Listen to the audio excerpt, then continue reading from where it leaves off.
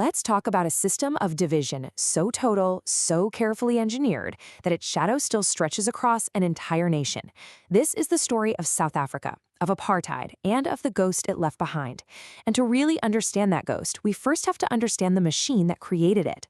So, what does this word apartheid even mean? Well, in Afrikaans, it literally means apartness. But this was so much more than just social prejudice. We're talking about a state-sponsored, legally enforced system of racial domination. And when we say it dictated every aspect of life, we mean every aspect, from where you could live to who you could marry. So that leaves us with two huge questions, right? First, how on earth was a system like this built in the modern era?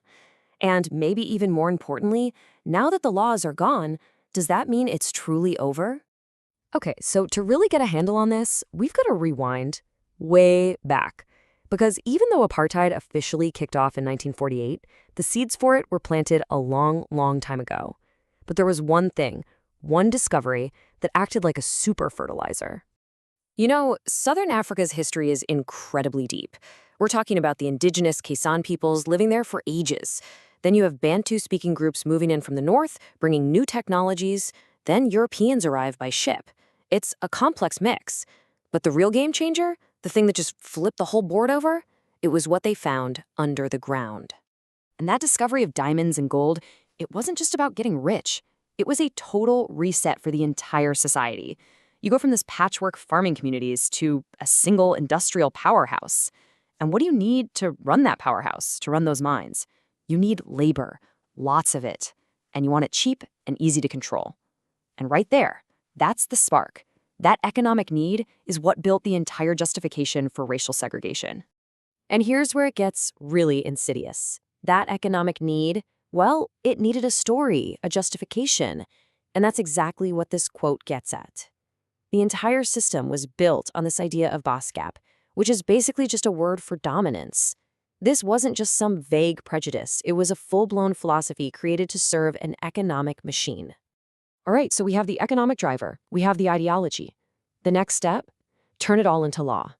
And after World War II, a new government swept into power with a terrifyingly simple platform.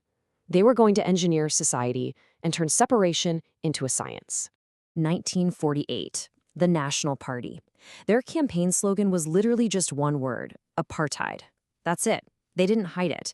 They promised their voters a system that would lock in white supremacy forever. And just like that, any idea of a shared future was off the table. What's wild is that even the people in charge couldn't agree on the best way to implement apartheid. You had one group, the Boskop folks, who were all about control. For them, it was about using segregation to manage the black labor force for maximum profit. Then you had the purists who wanted something even more extreme, total separation, creating completely separate countries. The guy who ended up running the show, Hendrik Verwoerd, he basically mashed the two ideas together into this monstrous hybrid. The plan was use black labor to build the white economy, but at the same time, pretend they don't even exist as part of the country. So how did they actually build this thing? Well, it was a step-by-step process. Step 1, classify everyone. Put them in a racial box. Step 2, segregate. Tell people where they could and couldn't live based on that box. Step 3, control. Use past laws to track and restrict the movement of every non-white person. And then the final piece of the puzzle, the most cynical move of all, the Bantustans. They literally drew lines on a map, created these fake homelands, and then told millions of black South Africans, hey, guess what?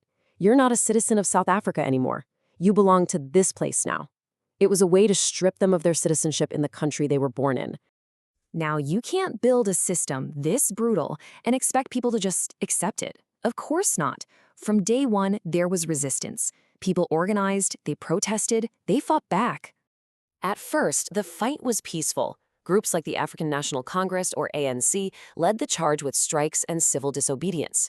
You had the Defiance Campaign, where thousands of ordinary people would just break the apartheid laws on purpose to get arrested and clog up the system. It all led to this beautiful moment, the creation of the Freedom Charter, which laid out this incredible vision, a South Africa that belongs to everyone who lives there, black and white. But the government's response to peace was violence, overwhelming, brutal violence. Every peaceful protest was met with force. And eventually, after seeing unarmed protesters shot down in the streets time and time again, the movement reached a tipping point. That breaking point, it has a date, 1961. The leadership of the resistance looked around and said, "We've tried peace for decades, and they've answered with bullets." So they made a decision that changed everything. They formed an armed wing, Umkhonto we the Spear of the Nation. And their reasoning, as they put it in their manifesto, was chillingly simple. The government left us with two choices: submit or fight.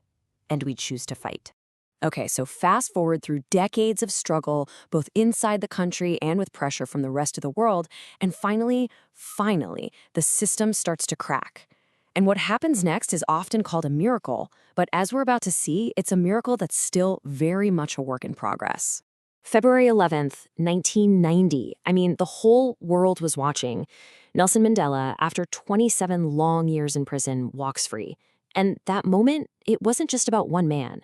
It was like a dam breaking. A wave of hope just washed over the country, and it kicked off the beginning of the end for the apartheid laws. And that led to this. April 1994.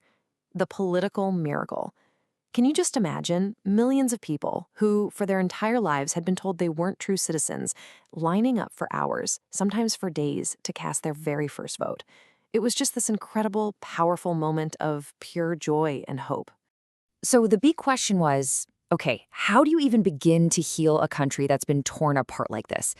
And South Africa came up with a really radical idea: the Truth and Reconciliation Commission.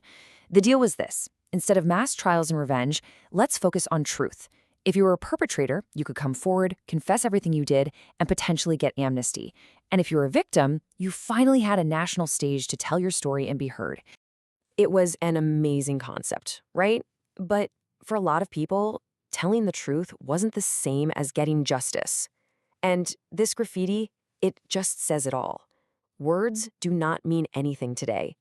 Because for so many, all the talk of a new rainbow nation felt empty, when day to day, not much had actually changed. And when you dig into why, you see the TRC had some major problems.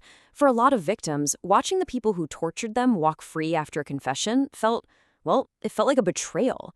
Then there were the reparations the government was supposed to pay to victims. That got delayed, watered down, or just never happened. And maybe worst of all, for the perpetrators who didn't get amnesty, their cases were just handed off and then sat in limbo for decades, leaving families with no answers and no justice. And all of that, it brings us right back to today. The laws are gone, sure, but the ghost of apartheid is still there. It's in the economic system, it's in the social fabric of the country. It never really left. Just look at the numbers. We can talk all day about political freedom, but economic apartheid is a very real thing. If you map out wealth and poverty in South Africa today, it looks eerily similar to the old racial maps of apartheid. It's one of the most unequal places on the planet, and that's not an accident. It's a direct result of a system that was built, from the ground up, to benefit one group by taking from another. And this isn't just about money, It's about the very soul of the country. A recent report put it perfectly. This massive economic gap is the number one thing stopping real reconciliation from happening. Because how can you have a cohesive, peaceful future when the promises of freedom from 1994 still feel so far away for so many? So we're back where we started. South Africa managed to dismantle the laws of apartheid, and that was, without a doubt, a miracle.